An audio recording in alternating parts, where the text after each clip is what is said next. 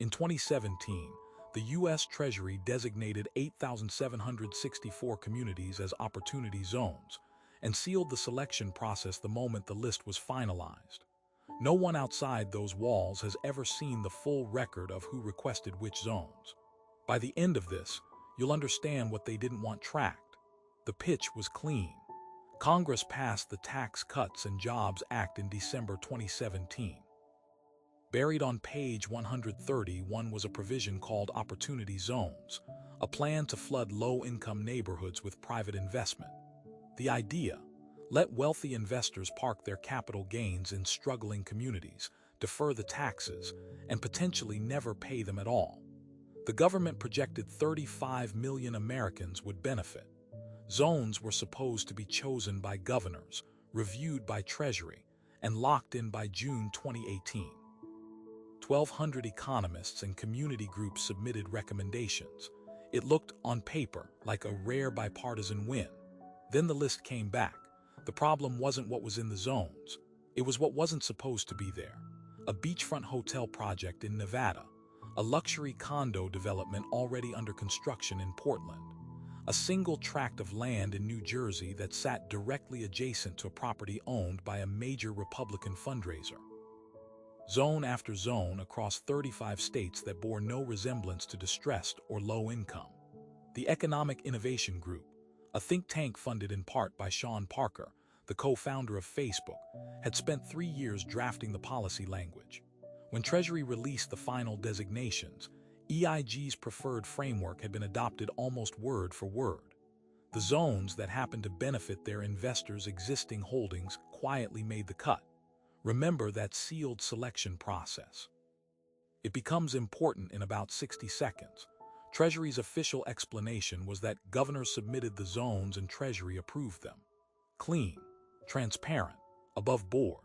Except the Office of Inspector General launched an inquiry in 2020 and found that certain zones, ones that did not meet the statutory definition of low income, had been added after governors submitted their lists. Someone inside Treasury had changed the designations. The OIG named specific examples. They identified communication gaps, missing documentation. The full audit was supposed to be released publicly. It was delayed, then quietly shelved.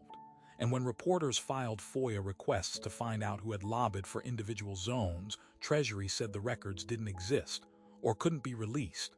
The exact wording changed depending on the request. Here is the number nobody accounts for: $75 billion. That is the estimated capital that has flowed into opportunity zones since 2018. $75 billion in deferred gains, in sheltered profits, in wealth that moved through communities listed as distressed, but in many cases never reached them. Now watch what happens next. In 2019, the Treasury Department was required by law to begin collecting data on opportunity zone investments. They were supposed to track where the money went, who received it, and whether it produced any measurable benefit for low-income residents. They issued draft regulations.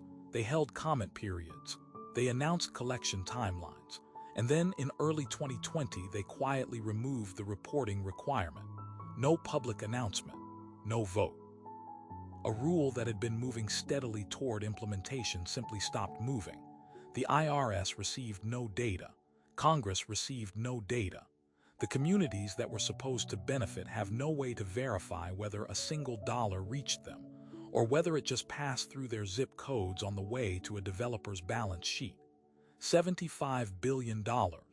No receipts. And here is what makes this close to impossible to explain. The zones were sold in every public statement as a landmark accountability measure. Officials said the data would be tracked. It would prove the program worked. That was the promise made to the communities and to the public. It never was. The people who benefited most from opportunity zones were not the residents of those zones. A 2020 report from the Economic Policy Institute found that in the vast majority of designated areas, property values rose, and the residents were displaced. The investment that arrived wasn't in jobs or schools or local infrastructure. It was in real estate, in luxury developments, in exactly the kind of projects that force out the low-income communities these zones were supposed to serve.